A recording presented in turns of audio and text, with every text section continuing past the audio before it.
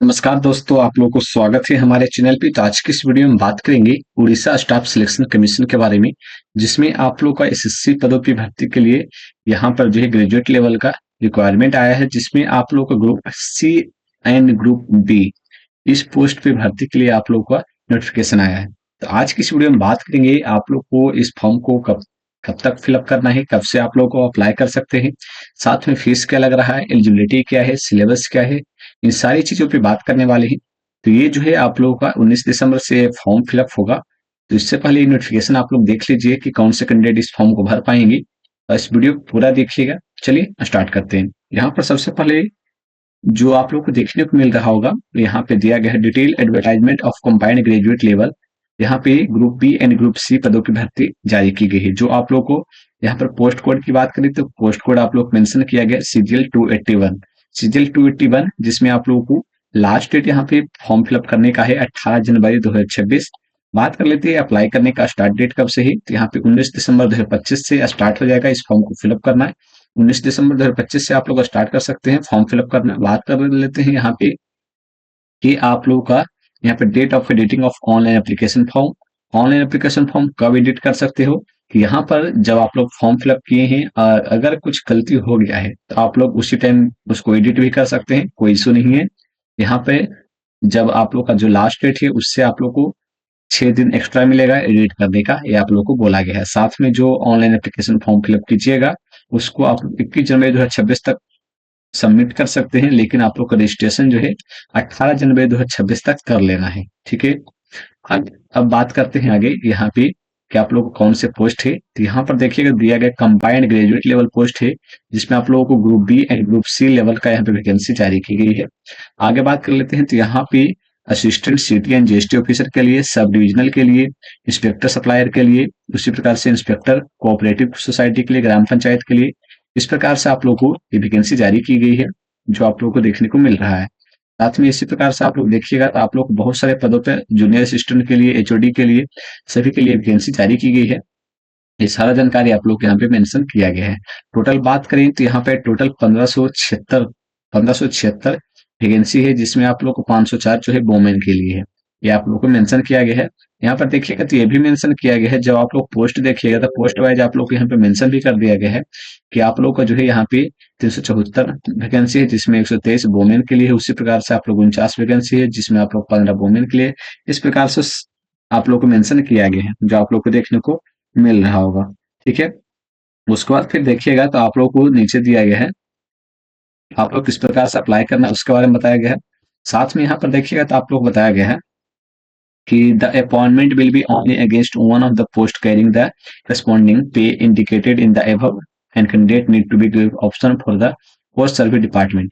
यहाँ पर आप लोग कहा जा रहा है candidate other S C S T PW category shall have to pay the examination fee ₹500। यानी कि जो एस सी एस टी या पीडब्ल्यू कैंडिडेट हैं उनको यहाँ पे ₹500 पेमेंट करना होगा। The examination fee will be refunded to the candidate who actually requirement recruitment examination. ये जो है फीस आप लोगों का रिफंड कर दिया जाएगा अगर आप लोग उस एग्जामिनेशन में प्रेजेंट होंगे तब। ठीक है। जिसमें आप लोगों को जिसमें आप लोगों को देखने को मिलेगा नीचे, यहाँ पर आप लोगों को 500 आप लोग को लगेगा जो S C S T PW के जो कैंडिडेट हैं। लेकिन अगर आप लोग एग्जामिनेशन नहीं देने जाते हो तो आप लोगों का जो 500 रुपया हो रिफंड नहीं किया जाएगा, ये आप लोग को बताया गया है। आगे आप लोगों को फिर मेंशन किया गया है बाकी जो कैंडिडेट ओबीसी, ईबीसी या फिर अदर जो कैंडिडेट है, जनरल कैंडिडेट है, उनको फीस लगने वाला है, उसको कोई रिफंडेबल नहीं है। ये आप लोग जान लीजिए, रिफंडेबल है इसलिए इसको मेंशन किया गया है। ठीक है। आगे बात कर लेते हैं। तो आगे आप लोग को बताया गया है कि नॉर्मलाइजेशन होगा, क्योंकि बहुत सारे यहाँ पे शिफ्ट में एग्जामिनेशन होने वाले हैं, तो नॉर्मलाइजेशन होने के बाद ही मेरिट लिस्ट जारी किया जाएगा, उसके बारे में बताया गया है।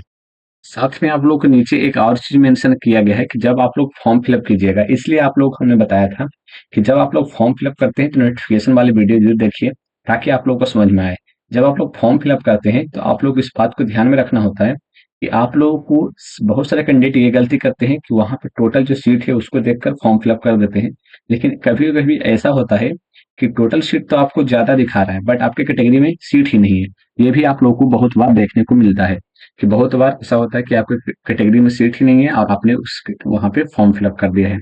यहाँ पर देखिएगा तो आप लोग को मेंशन कर दिया गया है name of the post service के बारे में, नेम ऑफ द डिपार्टमेंट के बारे में, और उसके बाद फिर आप लोग कैटेगरी वाइज वैकेंसी के बारे में।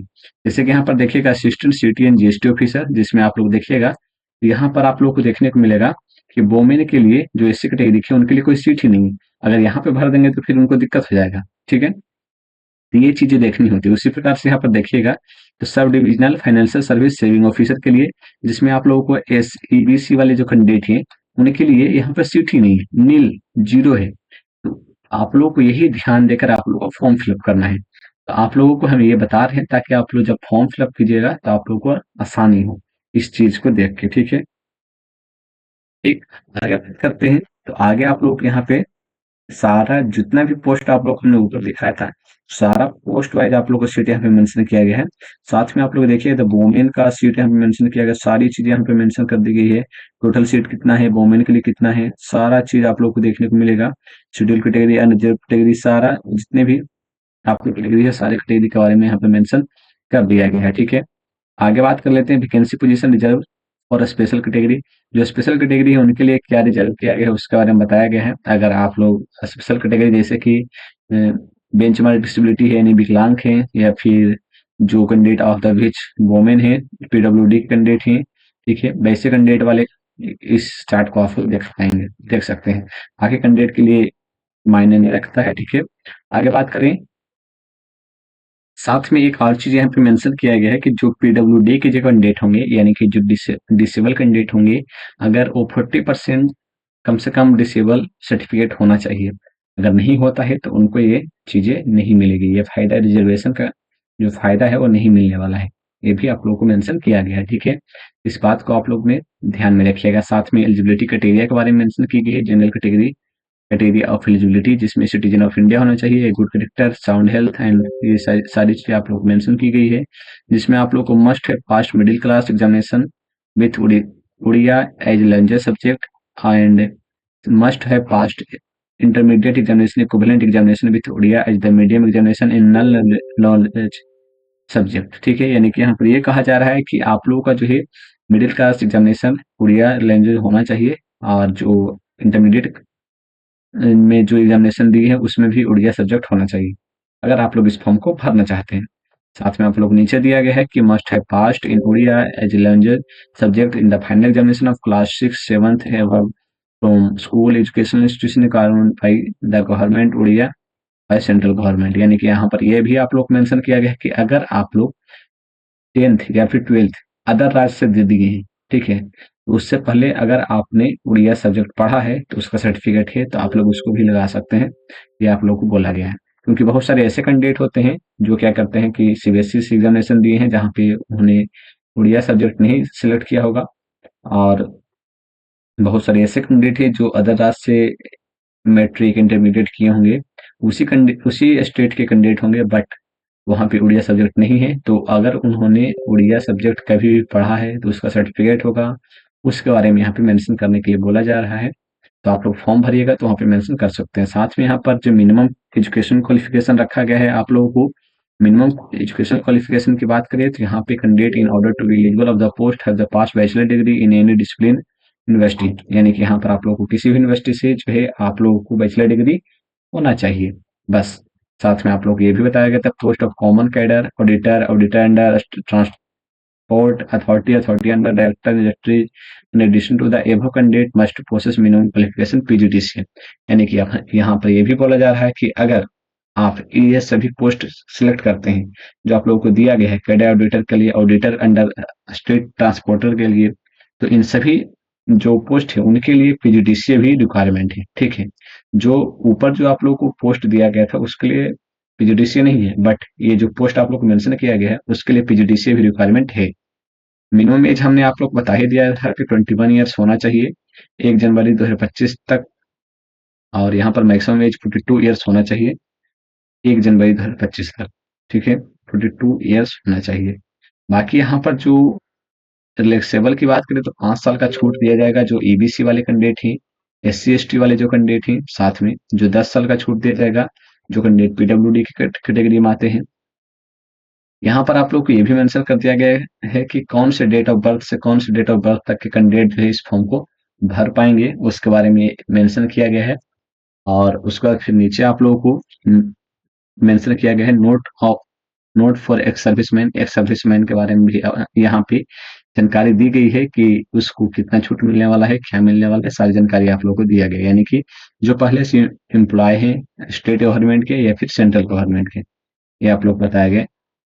Examination fees mode of payment of method and refund, बोला गया है कि एग्जामिनेशन फीस जो है पेमेंट और रिफंड के बारे में आप लोग को यहाँ पे बताया गया है किस प्रकार से आप लोग को यहाँ पे पेमेंट रिफंड होगा उसके बारे में जानकारी दी गई है। ठीक है, आगे बात करें तो आगे यहाँ पे आप लोग बताया गया है कि जो पेमेंट रिफंड होगा SC ST और PWD कैंडिडेट की ही होगा, बाकी अदर कैंडिडेट का जो एग्जामिनेशन फीस है वो नहीं रिफंड होगा, ये आप लोग बताया गया।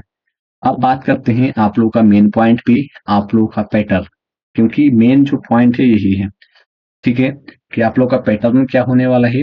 Plan and pattern of examination आप लोग को मेंशन किया गया है, जिसमें आप लोग को देखने को मिलेगा the competitive examination shall comprise 3 stages, namely preliminary examination 150 marks, pre examination होगा आप लोग का 150 मार्क्स का, जिसमें आप लोग बताया गया है कि detail about type of questions, mode of examination, duration of the examination, number of question etc will be shared due to course website through notice। यहाँ पर आप लोग बताया गया है कि candidate numbering of minimum 5 times of vacancy category by shall be shortlisted by the main written examination based their marks secured in the pre examination। यहाँ पर आप लोग सबसे पहले तो ये बोला गया है कि जो आप लोग का प्री एग्जामिनेशन होगा वो आप लोगों का 150 क्वेश्चन होने वाले हैं, जो यहाँ पर आप लोग को मेंशन किया गया है। Detail about type of question, mode of examination, duration of the examination, number of question etc will be shared in the due course on the website through notice. अभी जो है नहीं बताया गया है कि आप लोगों को इसमें एग्जामिनेशन में क्या पूछा जाएगा, सिर्फ इतना बताया गया है कि 150 क्वेश्चंस पूछे जाएंगे। ठीक है, बट ये नहीं बताया गया है कि कितने क्वेश्चंस किस चैप्टर से पूछे जाएंगे, कौन से सब्जेक्ट से पूछे जाएंगे, कौन कौन से सब्जेक्ट होने वाले हैं, ये नहीं बताया गया। बताया गया है कि सिर्फ जो अभी बताया जा रहा है कि इसके आगे जो नोटिस आएंगे उसमें आप लोग बताया जाएगा कि आप लोगों को जो है यहाँ पर कितने कौन से सब्जेक्ट से कितने प्रश्न पूछे जाएंगे, कितना टाइमिंग होने वाला है, ये सारी चीजें बताया जाएगा। और एक और चीज मेंशन किया गया है कि जब आप लोग प्री एग्जामिनेशन दीजिएगा तो जितने भी सीटों की संख्या है, जैसे 1500 समथिंग है, यहाँ पर बोला जाए कि 5 टाइम, उसका 5 टाइम, यानी कि 1500 का 5 टाइम हो गया 7500, 7500 प्लस समथिंग रख लीजिए, उतना आप लोग को सिलेक्ट किया जाएगा स्टूडेंट को, कैंडिडेट को। ठीक है, मेंस एग्जामिनेशन के लिए यहाँ पर आप लोग को बोला गया कि candidate numbering a minimum 5 times of the vacancy category by shall be shortlisted for the main written examination based their marks secured in the pre examination. ठीक है, यानी प्री एग्जामिनेशन में जो भी मार्क्स आएंगे उसके आधार पर यहाँ पर जो है मेंस एग्जामिनेशन के लिए 5 टाइम्स, यानी 15×75, यानी कि जितने भी कैंडिडेट हैं उसके 5 टाइम्स, जितने भी सीट है उसके 5 टाइम्स कैंडिडेट को सिलेक्ट किया जाएगा। उसके बाद फिर बात कर लेते हैं स्टेज 2 के बारे में, यानी मेंस एग्जामिनेशन के बारे में। मेंस की बात करें तो यहाँ पर मेंस रिटन एग्जामिनेशन में आप लोग को बताया गया है कि 2 पेपर होने वाले हैं 200 मार्क्स का। पहला पेपर होगा जो लैंग्वेज 1 होगा, जिसमें आप लोगों का दिया गया है उड़िया एंड इंग्लिश। पहला पेपर में उड़िया एंड इंग्लिश रहेगा। एंड सेकेंड पेपर की बात करें तो जनरल स्टडीज रहेगा। सेकेंड पेपर जनरल स्टडीज रहने वाला है। The indicate syllabus in the annexure C of the advertisement, यहाँ पर बताया गया है कि mathematics test shall be held only for the post auditor. Mathematics जो पूछा जाएगा वो पोस्ट जो ऑडिटर पोस्ट था जिसमें PGDCA खोया जा रहा था उसके लिए। और साथ में ये भी बताया गया candidate of the flowing service post required qualify in the computer skill test.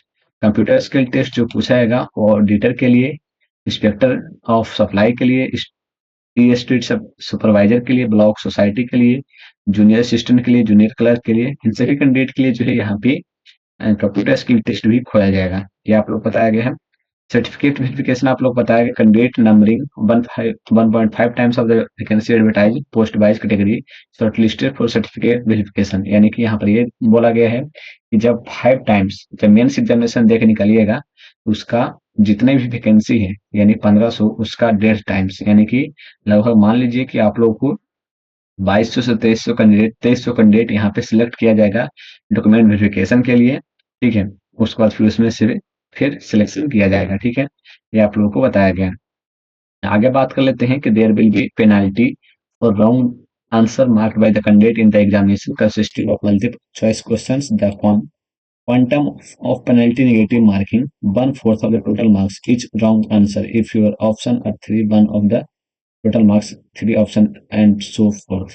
यानी कि यहाँ पर ये आप लोगों को कहा जा रहा है, यहाँ पे रॉन्ग आंसर के बारे में ये बताया गया है कि आप लोगों का जो यहाँ पे जिस क्वेश्चंस में यहाँ पे बताया गया, जिस प्रश्न में आप लोगों का 4 ऑप्शन होगा, उस क्वेश्चन में आप लोग का 1/4 नेगेटिव मार्किंग होगा, और जिस प्रश्न में आप लोगों का 3 ऑप्शन होगा, उसमें जो है यहाँ पे 1/3 नेगेटिव मार्किंग होगा। यानी कि आप लोग का जो क्वेश्चंस होगा, उसमें किसी में तो आप लोग को 4 ऑप्शन देखने को मिलेगा, और किसी प्रश्न में आप लोगों को जो है 3 ऑप्शन देखने को मिलेगा। ठीक है, तो इस प्रकार से आप लोग क्वेश्चन रहने वाला है। बात कर लेते हैं qualifying marks in computer skill test.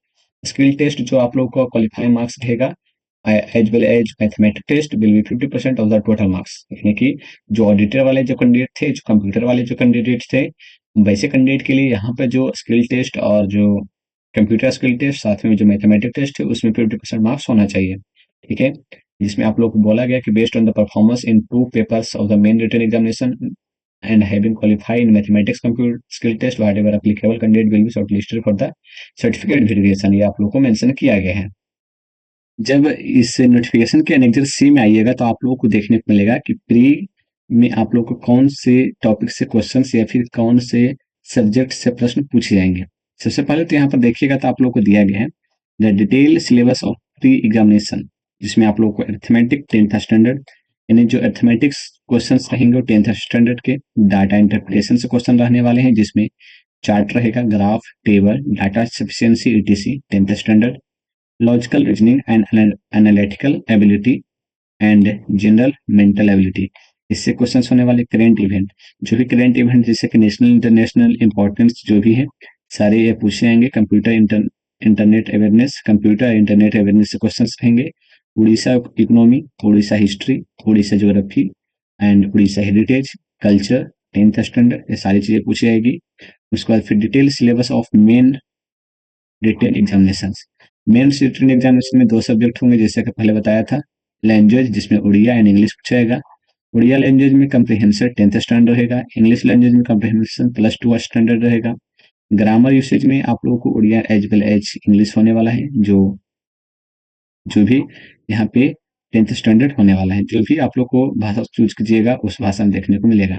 Paper 2 की बात करें तो पेपर 2 में अभी जो है यहाँ पे देखने को मिलेगा जनरल स्टडीज, यहाँ पे Indian constitution, Indian economics, Orissa economics, budget, Indian and world geography, history of India, history of Orissa, arts and culture with special reference Orissa general issue, environmental climate change +2 standard होने वाला है। वहीं बात कर लेते हैं detail syllabus of computer skill test, जिसमें आप लोगों को computer fundamental, MS Windows, office software, word processing, spreadsheet, presentation, database से usage of the internet, basic networking, इन सभी टॉपिक से क्वेश्चंस होंगे। साथ में जो मैथमेटिक्स वाले जो कैंडिडेट हैं, ऑडिटर कैंडिडेट, उनके लिए अरिथमेटिक्स क्वेश्चन होंगे, अलजेब्रा होंगे, स्टैटिक्स होंगे, mensuration, all secondary school level के जो क्वेश्चन हैं वो देखने को मिलेंगे। तो ये जो है आप लोगों को पूरा डिटेल नोटिफिकेशन एनालिसिस हुआ, जिसमें आप लोग हमने सारी चीजें बताया जो आप लोगों को जाननी इंपॉर्टेंट थी। साथ में अगर चैनल पर पहली बार आए तो चैनल को सब्सक्राइब कर सकते हो। मिलते हैं नेक्स्ट वीडियो में। धन्यवाद।